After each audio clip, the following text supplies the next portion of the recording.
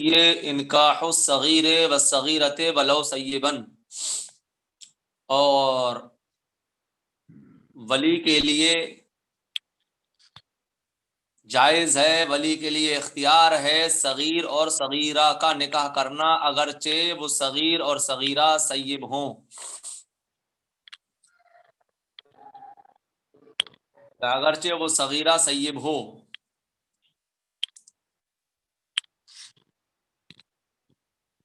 اس سے پہلے ہم آپ کو پڑھا چکے ہیں، آپ کو بتا چکے ہیں کہ احناف کے نزدیک ولایت اجبار حاصل ہوتی ہے صغیر اور صغیرہ پر، چاہے وہ بکارت کے ساتھ ہو، چاہے وہ کبر کے ساتھ، چاہے وہ سیابت کے ساتھ ہو، چاہے صغیرہ جو ہے وہ باکرہ ہو، چاہے صغیرہ سیبہ ہو، اگر صغیرہ ہے تو ولی کو ولایت اجبار حاصل ہے۔ اور امام شافعی رحمۃ اللہ تعالی علیہ کے نزدیک ولایت اجبار حاصل ہے باکرہ پر، چاہے باکرہ صغیرہ ہو، چاہے باکرہ کبیرہ یعنی بالغہ ہو۔ تو اسی پر یہ مسئلہ بیان کیا ہے کہ ولی کے لیے یہ اختیار ہے کہ وہ صغیر اور صغیرہ کا نکاح کر دیں جبرن، اگرچہ وہ صغیرہ سیبہ ہی کیوں نہ ہو، اس لیے کہ حدیث پاک ہے، حدیث رسول صلی اللہ علیہ وسلم ہے، لا نکاح الا بولی، کہ نکاح نہیں ہوتا ہے مگر ولی سے ہی۔ تو ہمارے نزدیک یہ حدیث محمول ہے اسی ولایت جبریہ پر کہ ولی جو ہے وہ صغیر اور صغیرہ پر جبر کے طور پر نکاح کر سکتے ہیں، یا ان کا نکاح جبرن کر سکتے ہیں اگرچہ وہ نہ چاہیں، اگرچہ صغیر و صغیرہ سیبہ کیوں نہ ہو، یعنی صغیرہ سیبہ کیوں نہ ہو۔ یہ اگرچہ سیبہ ہو، یہ جو قید لگائی ہے یہ امام شافعی رحمۃ اللہ علیہ کے قول سے اعتراض ہے، اس لیے کہ امام شافعی رحمۃ اللہ علیہ کے نزدیک اگر وہ سیب ہے تو ولی جو ہے وہ اس سیب کا نکاح جو ہے جبرن نہیں کر سکتے، کیونکہ امام شافعی کے نزدیک ولایت اجبار بکر پر حاصل ہوتی ہے، سیب پر حاصل، باکرہ پر حاصل ہوتی ہے، سیبہ پر حاصل نہیں ہوتی ہے، لہذا اگر سیبہ ہے تو ولایت اجبار حاصل نہیں ہوگی۔ دیکھیے ملائیے، اور ولی کے لیے صغیر اور صغیرہ کا نکاح کرنا جائز ہے، ولو سیبا، اگرچہ سیبہ ہو، ھذا احتراز عن قول الشافعی، یہ جو کہا ہے اگرچہ سیبہ ہو، یہ احتراز ہے امام شافعی رحمۃ اللہ علیہ کے قول سے، کما مرہ، اشارہ کر دیا جیسا کہ گزر گیا۔ بات سمجھ میں آ گئی اتنی آپ لوگوں کے؟ جی حضرت۔ جی حضرت۔ ثم ان زوجهما الاب او الجد لزما وفي غيرهما فسخ الصغيران حين بلغا او علما بالنکاح بعده۔ اب اسی مسئلے کو اور کامل کیا ہے اور آگے بڑھایا کہ اگر صغیر اور صغیرہ کا نکاح کر دیا ولی نے جبرن، تو اگر صغیر اور صغیرہ کا نکاح ولی نے کیا ہے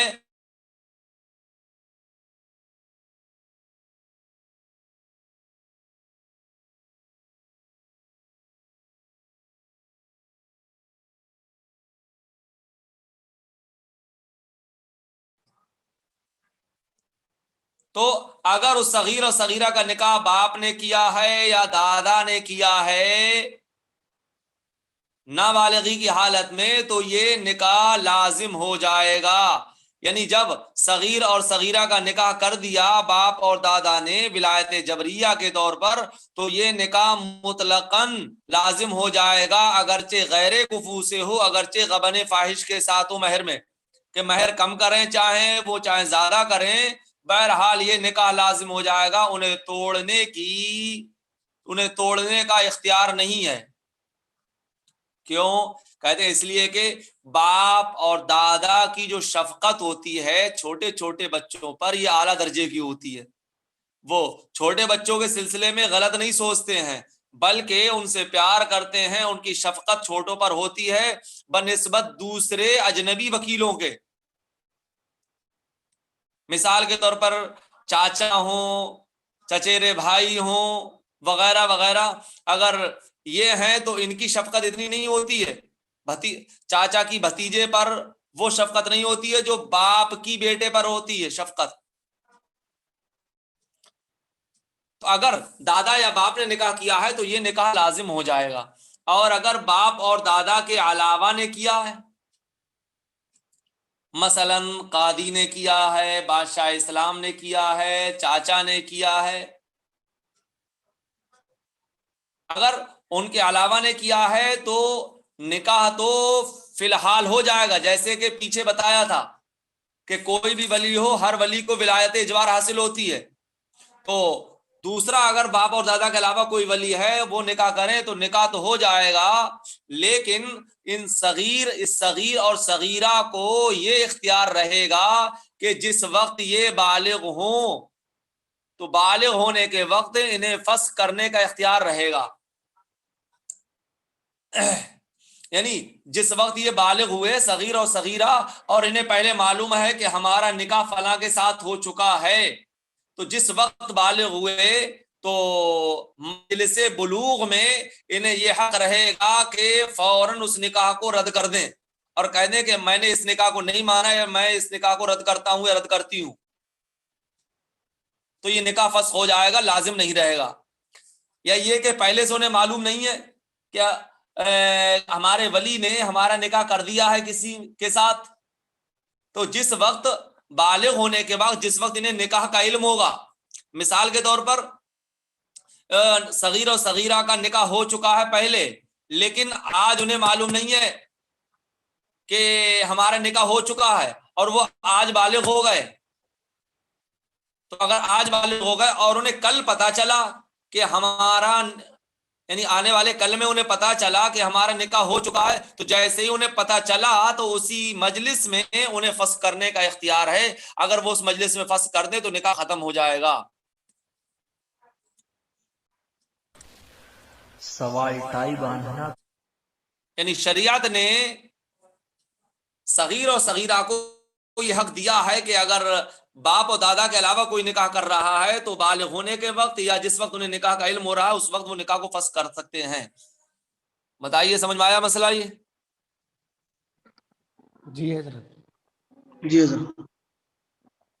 حضرت یہ جو آپ نے بتایا کہ یہ دونوں نکاح کو فسخ کر سکتے ہیں بالغ ہونے کے بعد یا ان کو نکاح کا علم ہو, تو یہ کب تک کر سکتے ہیں حضرت؟ اسی مجلس میں جیسے ہی مثال کے طور پر پہلے سے معلوم ہے کہ نکاح ہو چکا ہے اور آج بالغ ہوئے تو جو مجلس بلوغ ہے اس میں فسخ کر سکتے ہیں, اور اگر اس میں فسخ نہیں کیا تو نکاح لازم ہو جائے گا. بس ایک ہی مجلس میں اسی وقت انہیں اتنی رخصت ملتی ہے. جی. یا جس وقت انہیں علم ہوا ہے تو مجلس علم میں انہیں اختیار رہے گا. اگر مجلس علم میں وہ خاموش رہے تو پھر نکاح جو ہے ثابت ہو جائے گا, لازم ہو جائے گا, پھر فسخ نہیں کر سکتے.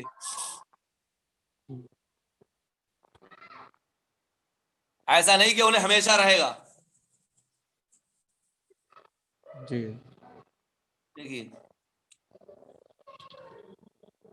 ثم ان زوجہما, پھر اگر صغیر اور صغیرہ کا نکاح کر دیا باپ یا دادا نے, لازما تو لازم ہو جائے گا.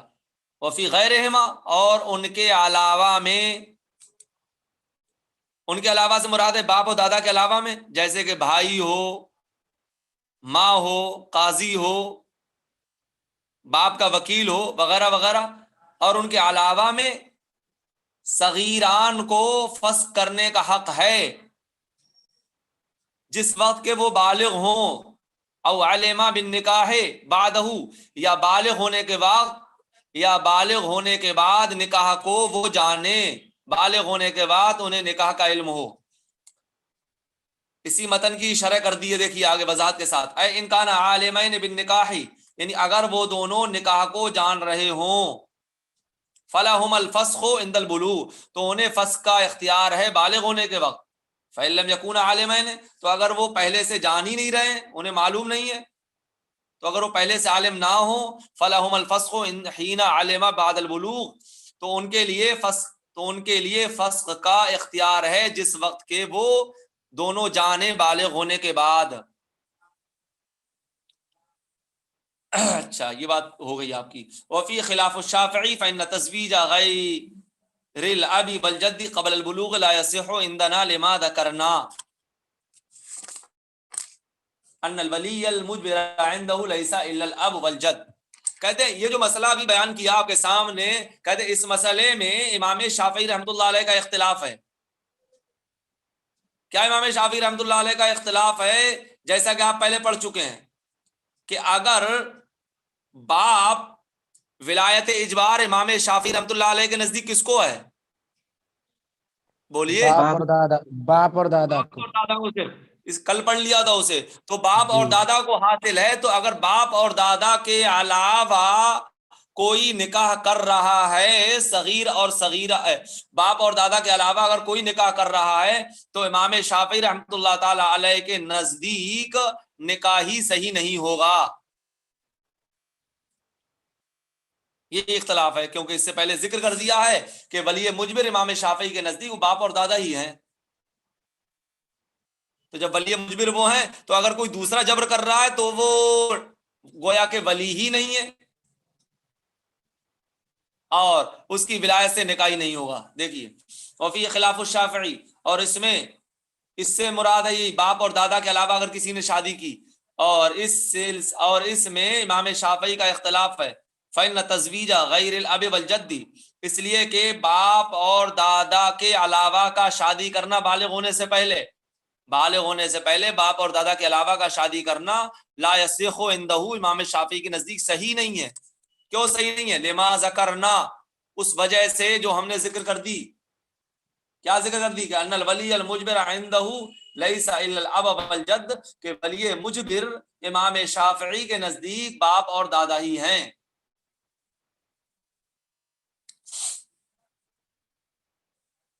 وسکوت البکر رضاء ہنا،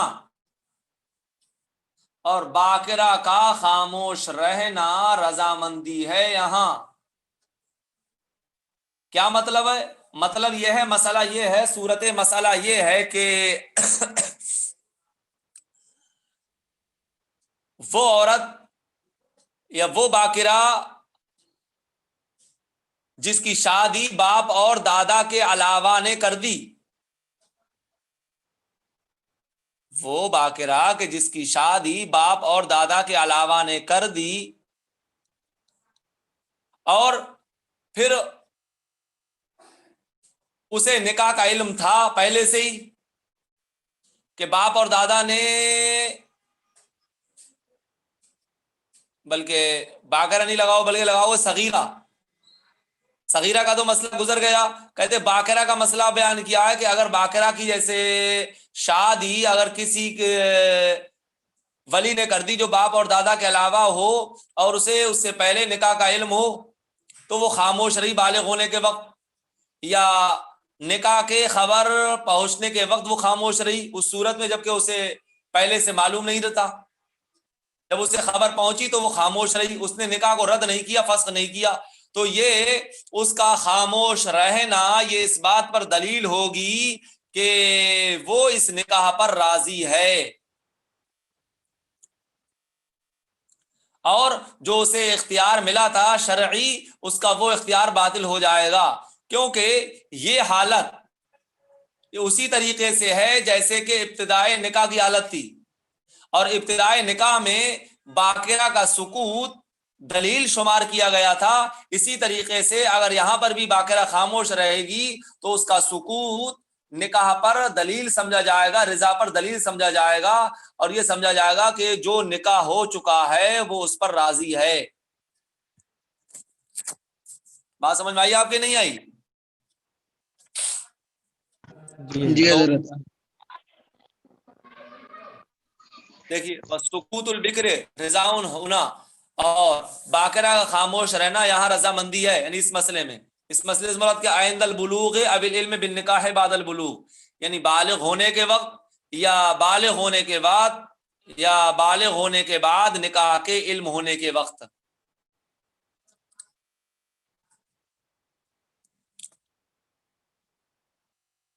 ولا يمتد خيارها الى اخر المجلس وان جهلت به،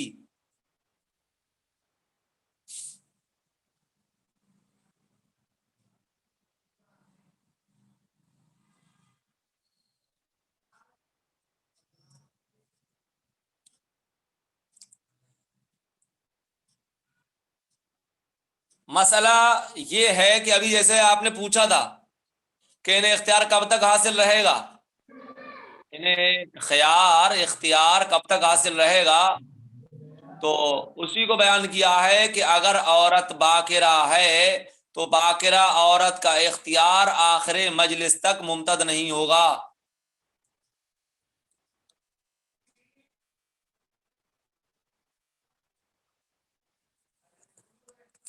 اگرچہ وہ اس مسئلے سے جاہل ہو،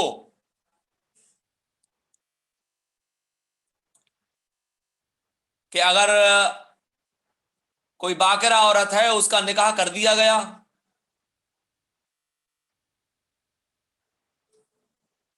اور جس وقت وہ بالغ ہوئی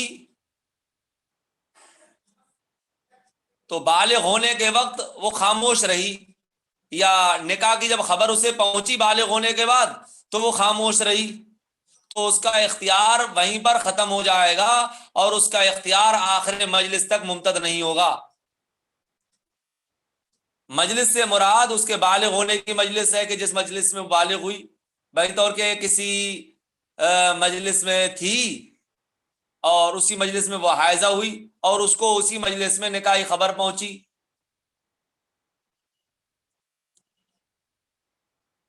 تو اسے خیار بلوغ جو ہے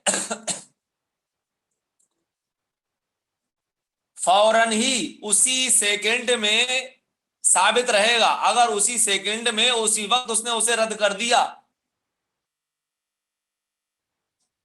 تب تو رد ہو جائے گا، اور اگر وہ خاموش رہی تو اس کا اختیار وہیں پر ختم ہو جائے گا، آخر مجلس تک ممتد نہیں ہوگا۔ اگرچہ وہ اس مسئلے سے جاہل ہو، اسے معلوم ہی نہ ہو کہ اسے اختیار ہے نہیں ہے اس صورت میں شرعی طور پر، اگر اسے معلوم نہیں بھی ہے تب بھی اس کا خیار ختم ہو جائے گا، اسے اختیار نہیں ملے گا، اور جہالت جو ہے اس کے حق میں عذر نہیں ہوگی، کیونکہ دارالاسلام میں جہالت جو ہے وہ عذر نہیں مانی جاتی ہے، تو اسے معذور نہیں مانا جائے گا کہ بھئی اسے تو معلوم نہیں تھا اس لیے وہ چپ رہی۔ معلوم ہو یا معلوم نہ ہو، اس کا اختیار جو ہے وہ آخر مجلس تک ممتد نہیں ہوگا، وہیں پر ختم ہو جائے گا۔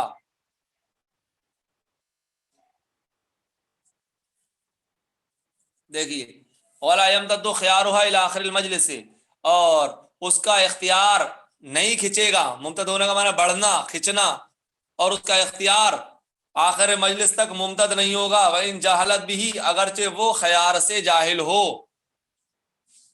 فَإِنَّ الْبِكْرَ إِذَا سَكَتَتْ بَعْدَ الْبُلُوغِ، اس لیے کہ باکرہ جب خاموش رہی بالغ ہونے کے بعد، اب العلم یا علم کے بعد، بناء علی انہا لم تعلم ان لها الخيار، اس بات پر بنا کرتے ہوئے کہ اسے معلوم ہی نہیں کہ اس کے لیے اختیار ہے، یبطل خیارها، تو اس کا خیار باطل ہو جائے گا۔ کیوں؟ فإن سکوتها رضاء، کیونکہ اس کا خاموش رہنا رضامندی ہے۔ ولا تعذر بالجہل، اور جہل کے ساتھ معذور نہیں ہوگی، یعنی اسے معذورہ نہیں بنایا جائے گا جہالت کی وجہ سے۔ والجہل لیس بعذر فی حقها، اور جہالت اس کے حق میں عذر نہیں ہوگی، کیونکہ آزاد عورت کے لیے دارالاسلام میں جہالت عذر نہیں ہے۔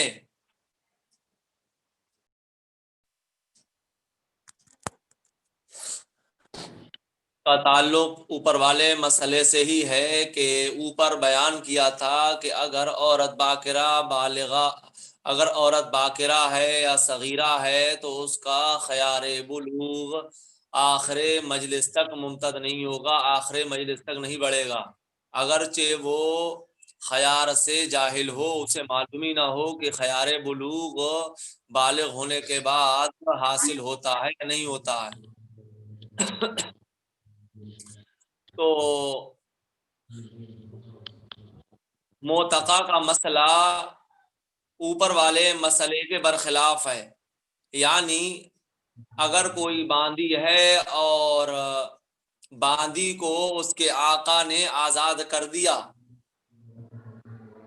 اور وہ باندی منکوحہ ہو، یعنی اس کا کوئی شوہر بھی ہو، تو اس معتقہ باندی کو بھی خیار بلوغ حاصل ہوتا ہے۔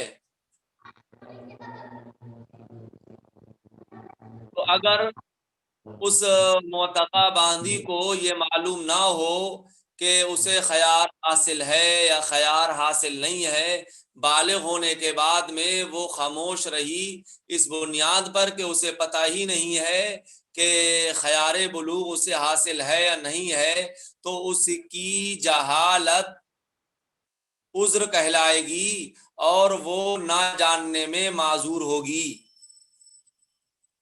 یعنی اس کا خیار بلوغ جاننے سے پہلے باطل نہیں ہوگا، جہالت اس معتقہ باندی کے لیے عذر کہلائے گی۔ کیوں؟ اس لیے کہ باندیوں کا معاملہ یہ ہوتا ہے کہ وہ سیکھنے کے لیے فارغ نہیں ہوتی ہیں، اور جو ان کے آقا ہوتے ہیں، آقا بھی باندیوں کی تعلیم کی طرف توجہ نہیں دیتے ہیں، اور وہ اپنے آقا کی خدمت میں لگی رہتی ہیں، لہذا انہیں تعلیم و تعلم کے لیے موقع نہیں فراہم ہوتا ہے، موقع نہیں ملتا ہے۔ لہذا اگر معتقہ باندی کو معلوم نہیں ہے کہ اسے خیار بلوغ حاصل ہوتا ہے اور وہ بالغ ہو گئی، اور بالغ ہونے کے بعد میں وہ خاموش رہی، اسے پتہ ہی نہیں ہے، تو اس کا خیار باطل نہیں ہوگا۔ جس وقت اسے علم ہو جائے کہ ہاں مجھے خیار بلوغ حاصل ہوتا ہے، تو اس وقت چاہے وہ اس نکاح کو لازم قرار دے دے، چاہے اس نکاح کو باطل کر دے۔ برخلاف آزاد عورتوں کے، کہ اگر آزاد لڑکی ہو اور وہ بالغ ہوئی اور بالغ ہونے کے وقت وہ خاموش رہی، تو اس کا خیار جو ہے وہ باطل ہو جائے گا، اس کا خیار ممتد نہیں ہوگا، کیونکہ جہالت اس کے حق میں عذر نہیں ہوگی۔ اس لیے کہ اللہ کے رسول صلی اللہ تعالی علیہ وسلم نے فرما دیا، طلب العلم فریضۃ علی کل مسلم و مسلمہ، کہ علم دین کا سیکھنا ہر مسلمان مرد اور عورت پر فرض و ضروری ہے۔ لہذا جب آزاد لڑکیوں کے لیے علم دین سیکھنے کے مواقع فراہم ہوتے ہیں اور ان کے والدین بھی اس بات کے مکلف ہیں کہ انہیں دینی تعلیم سکھائیں، لہذا اگر یہ جاہل ہیں، یہ ناآشنا ہیں اس مسئلے سے، تو ان کا ناآشنا ہونا، ان کا جاہل ہونا یہ عذر نہیں ہوگا۔ دیکھیں ملائیے، بے خلاف المعتقتی، برخلاف معتقہ کے، اے اذا اعتقت الامۃ ولها زوج، یعنی جب باندی کو آزاد کر دیا گیا، ولها زوج، اور اس کے لیے شوہر ہو، اب وہ شوہر چاہے آزاد ہو چاہے غلام ہو، ثبت لها الخيار ہو، تو اس کے لیے، اس باندی کے لیے، معتقہ باندی کے لیے خیار ثابت ہوگا۔ فإن لم تعلم ان لها الخيار، تو اگر اسے معلوم نہ ہو کہ اس کے لیے خیار ہے، خیار بلوغ ہے، فجہلها عذر، تو اس کی جہالت عذر ہوگی۔ کیوں؟ لأنها لا تتفرغ للتعلیم، اس لیے کہ وہ للتعلمی، اس لیے کہ وہ سیکھنے کے لیے فارغ نہیں ہوتی ہے، آقا کی خدمت میں لگی رہتی ہے، جس کی وجہ سے اسے علم کے سیکھنے کا موقع نہیں ملتا۔ بخلاف الحرائر، برخلاف آزاد عورتوں کے، فإن طلب العلم فریضۃ علی کل مسلم و مسلمہ، اس لیے کہ علم دین کا طلب کرنا ہر مسلم اور مسلمہ پر فرض ہے. وبالتقصیر لا تعذر، اور علم کے طلب کرنے میں کوتاہی یہ عذر نہیں ہوگی.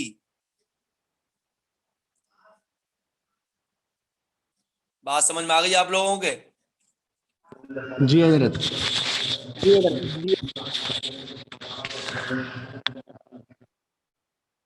اچھا. فإن قیل، کلام ہونا فی البکر حال بلوغها وهي قبل البلوغ غیر مکلفۃ بالشرائع، قلنا اذا رهق الصبی والصبی الى آخری. اب ایک اعتراض پیش کیا ہے. اعتراض یہ ہے کہ ہماری جو گفتگو چل رہی ہے وہ یہ چل رہی ہے کہ اگر کوئی باکرہ ہے اور اس کا نکاح، یا صغیرہ ہے اس کا نکاح ولی اقرب کے علاوہ ولی ابعد نے کر دیا، تو ان کو خیار بلوغ حاصل ہوتا ہے. کیا مطلب ہے؟ کہ ان بالغ ہونے کے بعد یا جب انہیں نکاح کی خبر ملے تو انہیں یہ حق شریعت نے دیا ہے کہ وہ چاہیں تو اس نکاح کو فسخ کر دیں اور چاہیں تو اسے جائز قرار دے دیں. تو ہمارا یہ جو گفتگو ہے وہ باکرہ کی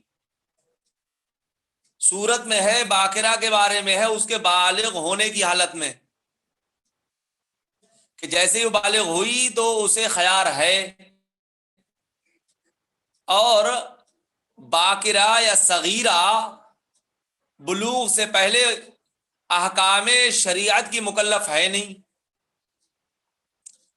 آپ نے فرمایا کہ علم کا سیکھنا ہر مسلمان مرد اور عورت پر فرض ہے. تو بات تو صحیح ہے، لیکن یہاں پر بھی علم دین کے سیکھنے کا مکلف بنانا یہ بالغ ہونے کے بعد ہی ہوگا. بلوغ سے پہلے کوئی احکام شرع کا مکلف ہوتا نہیں ہے کہ نماز پڑھے، بالغ ہونے سے پہلے روزہ رکھے، زکوٰۃ دے وغیرہ. یہ احکام ان کے اوپر لاگو ہوتے نہیں ہیں غیر مکلف پہ، یعنی جو نابالغ ہوں. تو گفتگو جو ہے وہ باکرہ کے سلسلے میں ہے، اس کے بالغ ہونے کی حالت میں، اور بلوغ سے پہلے وہ شریعت کے احکام کی مکلف ہے نہیں. تو جب وہ شریعت کے احکام کی مکلف نہیں ہے تو لہذا جب وہ بالغ ہوئی، بالغ ہونے کی حالت میں اس کا یہ جاننا کہ ہمیں خیار بلوغ حاصل ہے یہ بھی ضروری نہیں ہے. تو جب اس کے لیے یہ ضروری نہیں ہے تو اب ایسی صورت میں جہالت اس کے حق میں عذر ہونا چاہیے.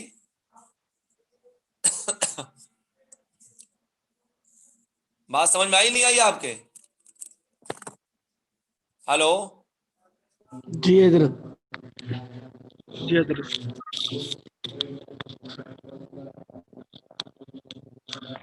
مطلب یہ بتا رہے ہیں کہ اگر کوئی باکرہ لڑکی ہے اور اسے خیار بلوغ حاصل ہے تو جو گفتگو جو ہے وہ بالغ ہونے کی حالت میں ہے. تو جس وقت، جس لمحے، جس سیکنڈ میں وہ بالغ ہوئی اس سے پہلے وہ احکام شریعت کی مکلف تھی نہیں تھی؟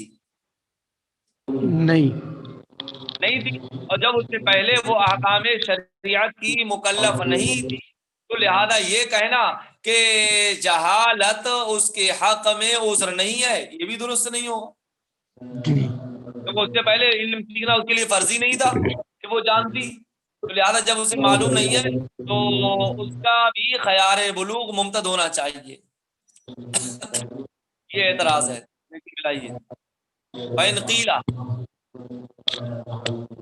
تو اگر اعتراض کیا جائے کہ ہمارا کلام باکرہ میں ہے، حال بلوغ ہے، اس کے بالغ ہونے کی حالت میں، ویا قبل البلوغ غیر مکلفۃ بالشرائع، اور وہ بالغ ہونے سے پہلے احکام شریعت کی مکلف نہیں ہے.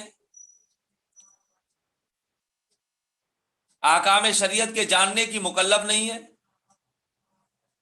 اور ان پہ عمل کرنے کی، اس لیے کہ حدیث پاک ہے، اللہ کے رسول علیہ الصلوۃ والسلام نے ارشاد فرمایا رفع القلم عن الصبی، رفع قلم اس تکلیف ہے کہ تکلیف کا قلم جو ہے بچے سے اٹھا لیا گیا، تو کہتے ہیں وہ بالغ ہونے سے پہلے شریعت کی مکلف ہے نہیں۔ قلنا، ہم کہیں گے اذا راق الصبی والصبیۃ فاما ان یجب علیہما تعلم الایمان واحکامہ، تو جواب یہ ہے کہ جب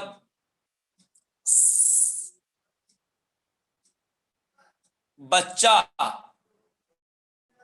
اور بچی جب بالغ ہونے کے قریب ہوں، جب قریب البلوغ ہوں، تو یا تو ان پر ہی ضروری ہے کہ وہ ایمان اور جو احکام ایمان ہیں وہ سیکھیں،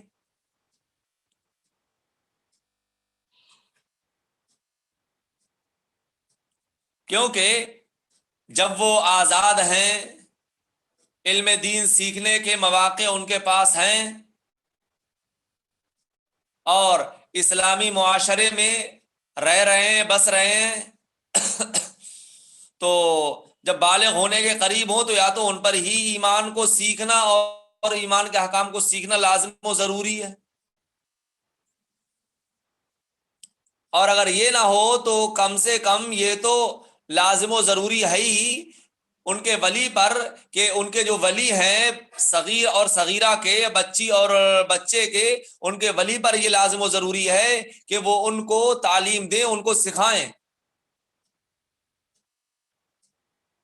جب بچے قریب البلوغ ہوں تو والدین پر یا بچے کے ولی پر یہ ضروری ہوتا ہے کہ وہ انہیں ضروری تعلیم دیں کہ بالغ ہونے کے بعد جن مسائل کی شدید طور پر ضرورت ہوتی ہے بالغ ہونے کے فوراً بعد، تو ولی کے اوپر یہ ضروری ہے کہ وہ ان کو وہ تعلیم دیں، اور یہ مناسب نہیں ہے کہ ان کو ایسی بیکار چھوڑ دیا جائے، ادھر ادھر گھومتے رہے، انہیں کچھ پتہ ہی نہ رہے، احکام دین میں سے کچھ معلوم ہی نہ ہو۔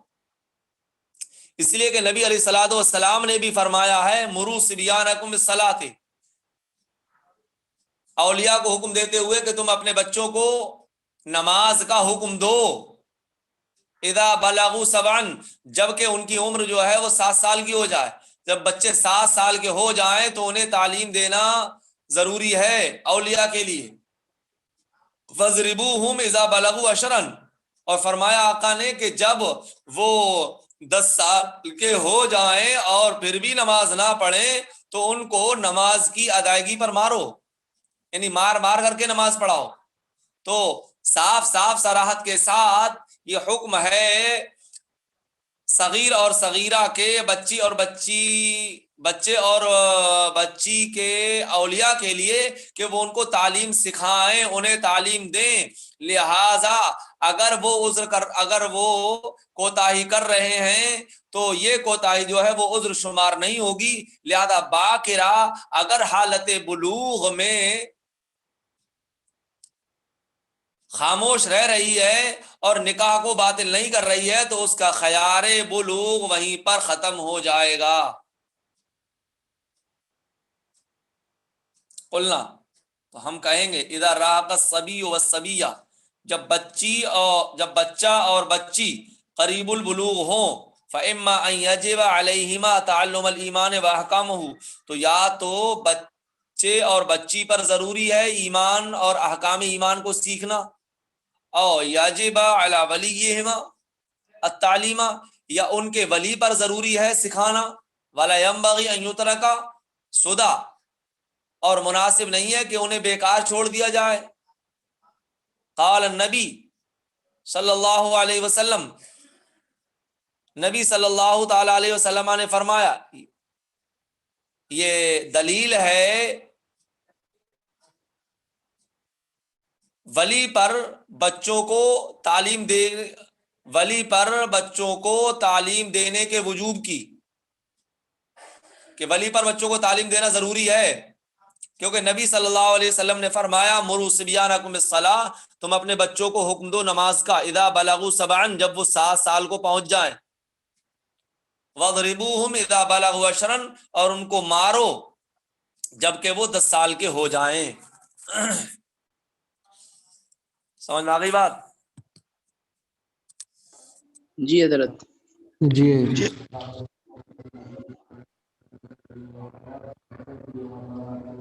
خیار الغلام بالطیب لا یبطل بلا رضاء صریح او دلالته. اچھا، غلام یعنی بچہ، غلام سے مراد ہے طفل صغیر، چھوٹا بچہ. غلام سے مراد رقیق نہیں ہے. چھوٹے بچے کو بھی غلام کہا جاتا، جیسے قرآن کریم میں آیا نا، یا بشرا ھذا غلام.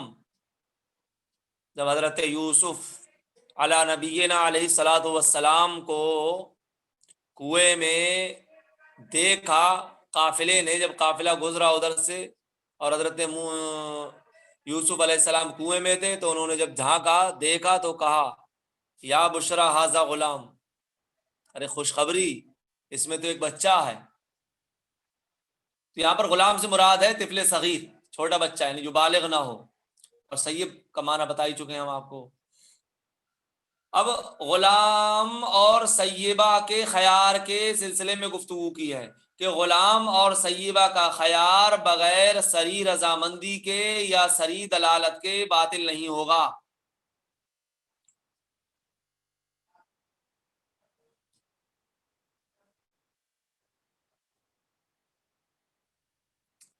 کیا مطلب ہے اس کا؟ مطلب یہ ہے کہ اگر کسی چھوٹے بچے کا نکاح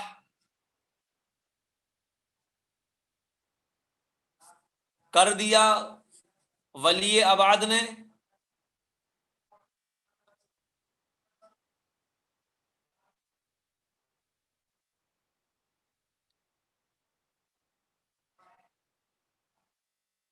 یا اسی طریقے سے کوئی باقرہ لڑکی تھی اور اس کا نکاح کر دیا گیا، اور اس کے بعد میں پھر وہ بالغ ہونے سے پہلے ہی وہ سیبہ ہو گئی. مثلا جب نکاح ہو گیا تو اس کے شوہر نے اس سے بتی کر لی، اور بالغ ہوئی نہیں تھی، بالغ ہوئی اس کے بعد میں، تو بالغ تو ابھی نہیں ہوئی ہے لیکن سیبہ پہلے ہو گئی. تو اگر غلام ہو، صغیر بچہ ہو یا سیبہ ہو، تو اس غلام اور سیبہ کا خیار جو ہے وہ بغیر صریح رضامندی کے یا بغیر دلالت صریح کے باطل نہیں ہوگا. صریح رضامندی یہ ہوگی کہ مثال کے طور پر غلام یہ کہہ دے، بچہ یہ کہہ دے کہ میں اس نکاح سے راضی ہوں،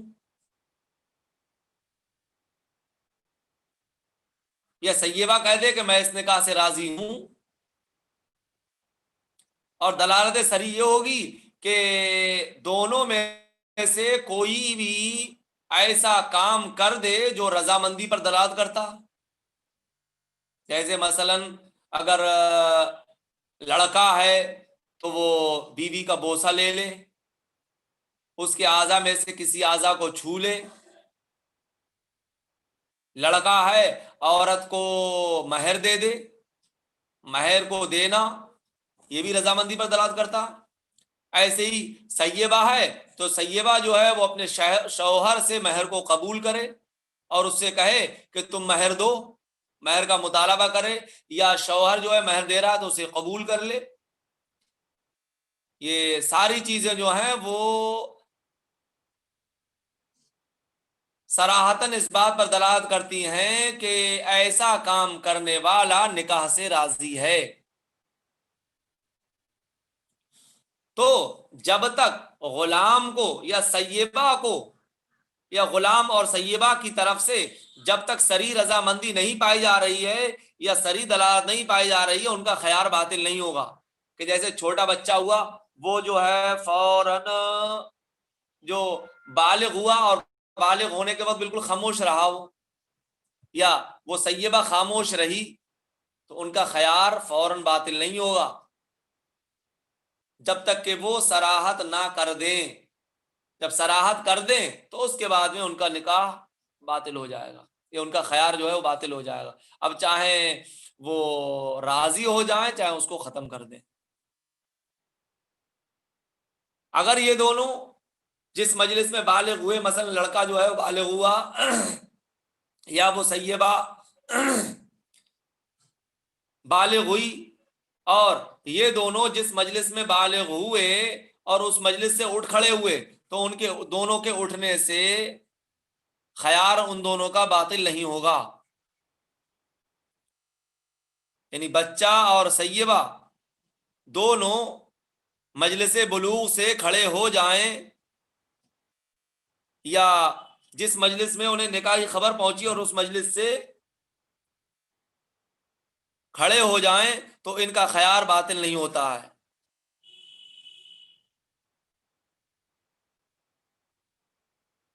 دیکھیے وخیار الغلام والسیب لا یبطل بلا رضاء صریح او دلالتہ، اور غلام اور سیبہ کا خیار بغیر صریح رضامندی کے یا صریح دلالت کے باطل نہیں ہوتا ہے. الصریح ان یقول رضیت، صریح یہ ہے کہ وہ کہے کہ میں راضی ہوں. والدلالت ان یفعل ما يدل على الرضا، اور صریح دلالت یہ ہے کہ وہ کام کرے جو رضامندی پر دلالت کرتا ہے، جیسے کہ بوسہ لینا، چھونا، غلام کا مہر کو دینا اور سیبہ کا مہر کو قبول کرنا. ولا بقیامہما عن المجلس، اور غلام اور سیبہ کا خیار باطل نہیں ہوتا ہے ان دونوں کے مجلس سے کھڑے ہونے سے، اور ان دونوں کے مجلس سے کھڑے ہونے سے ان کا خیار باطل. وشرط القضاء لفسخ من بلغ لا من عتقت، مسئلہ یہ بیان کیا ہے کہ اگر کوئی صغیر ہے یا کوئی صغیرہ ہے اور انہوں نے نکاح کو فسخ کیا، نکاح پہلے ہو چکا ہے اور اب وہ نکاح کو فسخ کر رہے ہیں کہ ہم نہیں، اپنی نکاح نہیں کریں گے. یہ مثلا لڑکا کہے عورت کے بارے میں کہ یہ لڑکی میرے لائق نہیں ہے، بالغ ہونے کے بعد میں اس سے نکاح نہیں کروں گا، میرا اس کے ساتھ نکاح نہیں ہو سکتا. یا کوئی لڑکی کسی مرد کے بارے میں کہے بالغ ہونے کے بعد میں کہ یہ مرد جو ہے اس کے ساتھ میں نہیں رہوں گی، یا اس کے ساتھ میرا نکاح نہیں ہو سکتا ہے، میری زندگی اس کے ساتھ نہیں گزر سکتی ہے، اور وہ بالغ ہونے کے بعد نکاح فسخ کر رہے ہیں، تو قضاء قاضی کی شرط ہے کہ وہ پہلے اپنا مقدمہ، اپنا معاملہ قاضی کی بارگاہ میں جا کر کے پیش کریں. قاضی اس کو دیکھے بھالے کہ ہاں کون اپنے قول میں صحیح ہے کون صحیح نہیں ہے، اس کے بعد میں قاضی نکاح کو فسخ کر دے گا. یعنی قاضی کے فیصلے کی، قاضی کے قضا کی ضرورت ہے بالغ ہونے والوں کے اپنے نکاح کو فسخ کرنے کے لیے. اگر کوئی عورت آزاد ہوئی ہے تو آزاد عورت بالغ ہونے کے بعد، یا آزاد کوئی عورت اگر آزاد ہوئی ہے اور اسے آزادی کے بعد میں جو خیار ملا ہے اس کے لیے قضاء قاضی شرط نہیں ہے. مثلا کوئی باندی تھی آقا کی اور کسی دوسرے کی منکوحہ بھی تھی، وہ اب آقا نے آزاد کر دیا تو اس باندی کو بھی خیار حاصل ہوتا ہے کہ اگر چاہے تو یہ اس کی نکاح میں رہے، اس کی منکوحہ رہے، اور چاہے تو نکاح کو فسخ کر دے. لیکن یہ باندی اگر اس نکاح کو فسخ کرے گی تو اس کے لیے قضاء قاضی کی شرط نہیں ہے.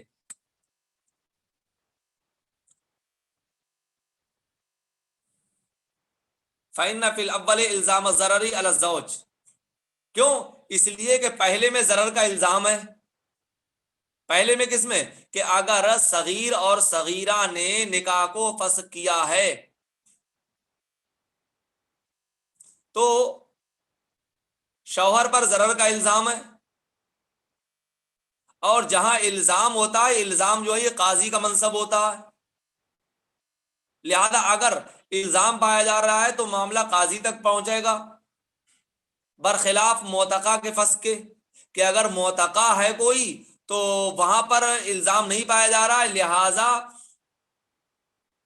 وہاں پر قاضی کے قضا کی ضرورت نہیں پڑے گی. کیونکہ معتقہ کے سلسلے میں تو یہ ہے نا کہ معتقہ جو ہے وہ ملک کی ذاتی کو روک رہی ہے شوہر کے لیے، کہ اگر وہ باندھی ہے تو شوہر کو قید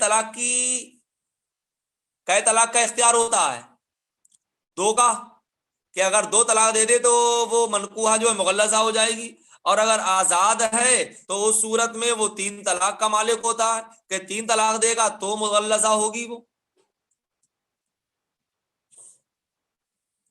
تو پہلی صورت میں ضرر کا الزام ہے، لہذا قضاء قاضی کی ضرورت ہے، اور دوسری صورت میں اپنے اوپر ملک کی زیادتی کو روکنا ہے، اور ملک کی زیادتی کو جب روکنا ہے تو وہاں پر قاضی کے قضا کی ضرورت نہیں پڑے گی۔ بات سمجھ میں آئی آپ کے نہیں آئی؟ جی حضرت۔ جی حضرت۔ شرط القضاء لفسخ من بلغ، اور قضا کی شرط لگائی